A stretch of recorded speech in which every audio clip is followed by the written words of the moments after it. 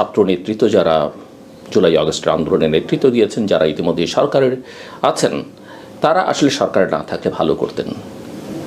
তারা দল করতে চাইতে পারেন, তাতে কোনো আপত্তি নেই, তাদের অধিকার রয়েছে, এবং তাদের অনেকেই হয়তো সমর্থনও করতে পারেন। এমনকি তরুণরা যদি বাংলাদেশে কোনো রাজনৈতিক সংগঠন করে, আমাদেরও ভালোবাসা, শুভকামনা তাদের প্রতি থাকবে।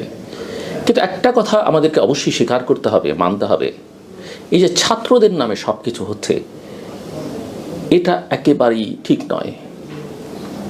ছাত্রদের অনেক সংগঠন আছে, একেবারে পরস্পর বিরোধী ছাত্র সংগঠন আছে। সব ছাত্র রাজনীতির মধ্যে নেই, সব ছাত্র সংগঠন করে না। লক্ষ কোটি ছাত্র যার যার মতো ক্লাসরুমে আছে। এই বৈষম্য বিরোধী আন্দোলনের সময় কয়েকজন ছাত্র মিলে একটা সমন্বয় পরিষদ করেছিলেন। তাদের কোনো আনুষ্ঠানিক প্ল্যাটফর্ম ছিল না, তারা নিজেরাও সেটা বলেছেন। এমনকি এই সমন্বয়করা একজন আরেকজনকে চিনতেন না। এবং মুভমেন্টটা একটা পর্যায়ে সরকারের যে অ্যাগ্রেসিভনেস বা অ্যাঙ্গার, সেটার প্রেক্ষিতে এবং তার অ্যাকশনের প্রেক্ষিতে, এবং আবু সাঈদ যখন রংপুরে জীবন দিল, মানুষ তখন সাহসী হয়ে রাজপথে নেমে আসলো। যখন পাবলিক ইউনিভার্সিটিগুলি বন্ধ করে দেওয়া হলো, প্রাইভেট ইউনিভার্সিটির ছেলেমেয়েরা রাস্তায় নেমে আসলো। এই করতে করতে পুরো আন্দোলনটা একেবারে চরম পর্যায়ে, এবং শেখ হাসিনাকে পালিয়ে যেতে হয়, তার সরকারের পতন ঘটে। কিন্তু সেই আন্দোলনকে পুঁজি করে যারা এখন রাজনৈতিক সংগঠন করতে চাইছেন, এবং ছাত্রদের নামে সেই কোটি কোটি জনতা, লক্ষ কোটি জনতা কিন্তু রাজপথে নেই, ছাত্ররা এখন রাজপথে নেই। আমি বিশ্বাস করি সেই ছাত্র আন্দোলনের নেতারা আজকে যারা সরকারে আছেন বা সরকারের বাইরে আছেন, অত্যন্ত অ্যাক্টিভ, তারা আজকে ডাকলে 5,000 10,000 লোককে জড়ো করা কিন্তু খুব কঠিন। পারবেন না, সম্ভব নয়। পারবেন ওই যে ক্ষমতাকে ব্যবহার করে, যেটা যারা যখন ক্ষমতায় ছিলেন তারা অতীতে করেছেন, এর বাইরে সম্ভব নয়। এটা নিয়ে অনেক কথা হচ্ছে, তারা বিভিন্ন সময় বিভিন্ন কথা বলছেন, রাজনৈতিক দল করবেন, করবেন না, যারা সরকার আছেন সরকার থেকে বেরিয়ে যাবেন বা তাদের সঙ্গে ডিস্টেন্স মেনটেন করবেন, কিন্তু আমরা কার্যত কোনো কিছুই দেখছি না। এবং এ কারণেই এই সরকারের নিরপেক্ষতা নিয়ে প্রশ্ন উঠতে শুরু করেছে।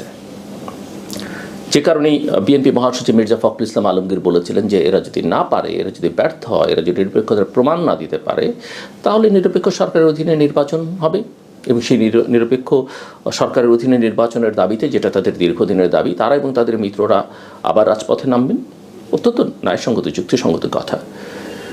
আমরা জানি প্রফেসর মোহাম্মদ ইউনূস বলেছেন যে ছাত্ররা তাকে নিয়োগ দিয়েছে, সেটা কেউ গ্রহণ করেনি। তিনি কাউকে মাস্টার মাইন্ড বলেছেন, সেটা অনেকেই পছন্দ করেননি। এবং মাঝখানে ছাত্রদের অনেক চাওয়া তার সরকার পূরণ করেনি, কারণ রাজনৈতিক দলগুলো সেটা চায়নি, সাধারণ মানুষ সেটা হয়তো অনেক ক্ষেত্রেই চায়নি। যে কারণে সবাই ধরে নিয়েছেন যে প্রফেসর মোহাম্মদ ইউনূস হয়তো তাদের বুঝতে পারছেন পরিস্থিতিটা কী, এবং ছাত্রদের নামে যারা রাজনীতি করছেন, ছাত্রদের নামে যারা সরকারে আছেন, তারা আসলে এখন আর গোটা দেশের ছাত্র সমাজের প্রতিনিধিত্ব করেন না। তাদের কাছে খানিকটা জিম্মি হলো, সেই জিম্মি দশা থেকে তিনি বেরিয়ে এসছেন। আবার ওই যে ছাত্রদের আমি দোষ দিই না, মানে ওই ছাত্র নেতাদের যারা সরকারে যে 3 জন আছেন বা সরকারের বাইরেও যে কয়েকজন অ্যাক্টিভ আছেন, আমি মনে করি তাদেরকেও কেউ বিভ্রান্ত করবার চেষ্টা করছেন, দেশের ভেতর থেকে, দেশের বাইরে থেকে, এবং তারা একটা বিভ্রান্তির চোরাগুলির মধ্যে আছেন। সেখান থেকে তাদের নিজেদের স্বার্থেই বেরিয়ে আসা উচিত। আমরা বাংলাদেশের ইতিহাসে বহু বড় বড় নেতা দেখেছি, বহু ছাত্র নেতা দেখেছি, এবং তাদের পরিণতিও দেখেছি। লন্ডনের বিখ্যাত সংবাদপত্র ফাইন্যান্সিয়াল টাইমসকে একটা সাক্ষাৎকার দিয়েছেন, এবং সেই সাক্ষাৎকারে যা বলেছেন সেটা আটকে উঠবার মতো। এবং আমার মনে হয় ওই কথাবার্তার মধ্যে দিয়ে প্রমাণিত হয়ে গেছে, তিনি বুঝে বলুন, না বুঝে বলুন, ইচ্ছায় বলুন, অনিচ্ছায় বলুন, তার সরকারের অবস্থান। এবং নিশ্চিতভাবেই এটা আর নিরপেক্ষতার প্রমাণ বহন করে না। তিনি বলছেন ছাত্ররা দল গঠন করবে, এ লক্ষ্যে তারা দেশ জুড়ে লোকজনকে সংগঠিত করছে। এবং আগামী নির্বাচন নিয়ে যখন তাকে প্রশ্ন করা হয়েছিল, তিনি নির্বাচনের সম্ভাব্য দুটো সময়ের কথা বলেছেন। একটা জানি আমরা ডিসেম্বর, আর একটা আগামী বছরের জুন। তা ভালো সময়, এবং তিনি এটা থেকে বিচ্যুত হতে চান না, তিনি এটা ধরে রাখতে চান, জাতীয় ঐক্য ধরে রাখতে চান। জাতীয় ঐক্য কই, কোথায় জাতীয় ঐক্য? আমি তো দেখছি বিভাজনের রাজনীতি সর্বত্র। প্রফেসর মোহাম্মদ ইউনূসের কথা আমি একটু আপনাদের শোনাই, তিনি কি বলেছেন। তিনি বলেছেন, একটি সম্ভাবনা হলো ছাত্ররা নিজেরাই একটি দল গঠন করবে। শুরুতে যখন তারা উপদেষ্টা পরিষদ গঠন করছে তখন আমি 3 জন ছাত্রকে আমার উপদেষ্টা পরিষদে নিয়েছিলাম। আমি বলেছিলাম যদি তারা দেশকে প্রাণ দিতে পারে তাহলে তারা উপদেষ্টা পরিষদে বসতে পারে এবং প্রাণ দেওয়ার জন্যে কী করছে সে বিষয়ে সিদ্ধান্ত নিতে পারে। তারা ভালো কাজ করছে। এখন ছাত্ররা বলছে কেন নিজস্ব দল গঠন করা হচ্ছে না, তারা একটা সুযোগ নেবে। একথা উল্লেখ করে অধ্যাপক মোহাম্মদ ইউনূস যেটা বলছেন যে তারা বলছে, অর্থাৎ ছাত্রদের কথা তিনি বলছেন, তাদের কোনো সুযোগ নেই, এমনকি সংসদে তাদের একটি আসনও থাকবে না। কেন? কারণ কেউ তাদেরকে চেনে না। এ প্রসঙ্গে অধ্যাপক ইউনূস যেটা বলেন, আমি তাদের বললাম, অর্থাৎ প্রফেসর ইউনূস ছাত্রদেরকে বলছেন পুরো জাতি তাদেরকে চেনে, তারা যা করতে চায় সে বিষয়ে তাদেরকে একটা সুযোগ দিই, সুতরাং তারা এটা করবে। What does that mean? ছাত্ররা দল করতে চাইছে। আমি আবারও বলছি, ছাত্রদের নামে বললে গোটা ছাত্র সমাজের প্রতি অবিচার করা হবে। এই আন্দোলনের যে কয়েকজন নেতা ছিলেন তাদের কয়েকজন যেটা করতে চাইছে সেটাকে তিনি উৎসাহিত করছেন, সুযোগ দিতে চাইছেন, কিন্তু সরকারে রেখে, এবং ধরেই নেওয়া যেতে পারে সরকারের সুযোগ সুবিধা প্রোটোকল তারা ব্যবহার করে এগুলো করছেন। প্রফেসর ইউনূস বলছেন যে এটা দরকার, কারণ রক্ত দিয়ে তারা যেগুলো অর্জন করেছে সেগুলো তাদেরকে রক্ষা করতে হবে, অন্যথায় সেগুলো সেই সব ব্যক্তি নিয়ে যাবে যারা বিগত প্রশাসন এবং উন্নয়নের মতো সব কিছুর পুনরাবৃত্তি করার সুযোগ করছে। প্রফেসর ইউনূস আরও বলছেন যে দল গঠনের প্রক্রিয়ার মধ্যে হয়তো তারা বিচ্ছিন্ন হয়ে পড়বে। এটাও একটা বিপদ, কারণ রাজনীতি শুরু করলে সব ধরনের রাজনীতিবিদ তাদের সঙ্গে মিশে যাবে। তাই আমরা জানি না তারা আমাদের দেশে যে রাজনীতি তা থেকে নিজেদের দূরে রাখতে পারবে কি না। এ ধরনের সুযোগ আছে যে আমাদের নিতে হবে। তবে ছাত্ররা প্রস্তুত, তারা প্রচারণা চালাচ্ছে, তারা দেড় জুড়ে লোকজনকে সংগঠিত করছে। অর্থাৎ আমাদের রাজনৈতিক ব্যবস্থা, রাজনীতিবিদদের, রাজনৈতিক দলগুলো সম্পর্কে প্রফেসর মোহাম্মদ ইউনূসের ধারণা খুব একটা ভালো নয়, সেটা তিনি প্রকাশ করে ফেলেছেন। সো এইসব কথাবার্তা শুনে আসলে আমি মনে করি যে সরকারটাকে প্রশ্নবিদ্ধ করে ফেলা হয়েছে ইতিমধ্যে, যেটা আগের থেকে ছিল এটাকে একটা আনুষ্ঠানিকতা দেওয়া হয়েছে সর্বোচ্চ পর্যায় থেকে।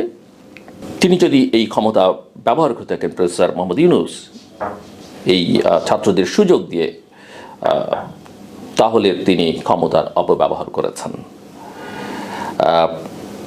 আর তিনি কি করে সুযোগ দেন সেটাও একটা বড় প্রশ্ন। তিনি প্রোটোকল দেবেন, অ্যাডভাইজাররা প্রোটোকল পান, প্রোটেকশন পান, পুলিশ প্রোটেকশন পান, তাদের অন্যান্য সুযোগ সুবিধা দেওয়া হচ্ছে কিনা আমরা জানি না। অতীতে আমরা জানি যে বিভিন্ন সংস্থাকে ক্ষমতাসীনরা ব্যবহার করেছে, এমনকি গোয়েন্দা সংস্থাগুলোকে তারা ব্যবহার করেছে তাদের রাজনৈতিক স্বার্থে। সেটাকে এখন হচ্ছে কিনা আমরা জানি না। কেউ কেউ বলেন হচ্ছে, আবার কেউ কেউ মনে করেন সেটা এখনও পর্যন্ত সেই জায়গায় যায়নি। আমার কথা হচ্ছে যে রাজনীতি করতে চাইলে সরকার থেকে বেরিয়ে যেতে হবে, এবং আপনি সব গুছিয়ে টুছিয়ে জাস্ট নির্বাচনের আগে বেরিয়ে যাবেন সেটা হবে না। এবং সবচেয়ে বড় কথা, সরকার প্রধান যাকে আমরা সবাই রেসপেক্ট করি, আমরা চাই যিনি এই গণতান্ত্রিক উত্তরণের প্রক্রিয়া শেষ পর্যন্ত নেতৃত্ব দিন, গোটা পৃথিবী যার দিকে তাকিয়ে আছে, তিনি নিজেকে আসলে এগুলো বলে টলে প্রশ্নবিদ্ধ করে ফেলেছেন। তার নিরপেক্ষতা নিয়ে ইতিমধ্যেই প্রশ্ন উঠতে শুরু করেছে। যে ছাত্র রাজনীতি দল করবার কথা বলছেন, প্রকান্তরে এরা আমি মনে করি ক্ষমতাকে ব্যবহার করছেন। বিএনপিকে তারা বা অন্যান্য রাজনৈতিক দলগুলোকে প্রতিপক্ষ বানিয়ে ফেলছেন। আমি মনে করি এগুলো তাদের ভেবে দেখা দরকার, এগুলো তারা বলতে পারেন কিনা। দেশের ছাত্র জনতা এত বড় একটা অভ্যুত্থান করলো, একজন উপদেষ্টা বলেছেন তাদের তো আকাঙ্ক্ষা থাকতেই পারে ছাত্ররা এত কিছু করে। এটা কি গোটা দেশের ছাত্রদের আকাঙ্ক্ষা? এটা কি ছাত্রদল, ছাত্র শিবির, ছাত্র ফেডারেশন, ছাত্র ফ্রন্ট, ছাত্রলীগের যে নানা শাখা প্রশাখা আছে সবার আকাঙ্ক্ষা? খতিয়ে দেখতে হবে, ভেবে দেখুন এই কথাগুলো যে আপনারা বলছেন সেটা ঠিক হবে কিনা। সবার আকাঙ্ক্ষা আছে, জনতার আকাঙ্ক্ষা ছিল, ছাত্রদের আকাঙ্ক্ষা ছিল, একটাই লক্ষ্য ছিল শেষ পর্যায়ে এসে শেখ হাসিনার বিদায়। সেটা সবাই করেছে, এবং যে আকাঙ্ক্ষা সেটা কিন্তু 15, 16, 17 বছরের আন্দোলন সংগ্রামের মধ্য দিয়ে, বা যারা কথা বলতে পারেননি, ভেতরে চাপা ক্ষোভ ছিল, কষ্ট ছিল, তাদের আকাঙ্ক্ষার মধ্যে ছিল। এবং অনেকের 53 বছরের যে না পাওয়া, তার মধ্যে থেকে একটা আকাঙ্ক্ষা ছিল, এবং সেই আকাঙ্ক্ষা বাস্তবায়নের জন্য আমরা সবসময় কাজ করব, গোটা দেশ কাজ করবে।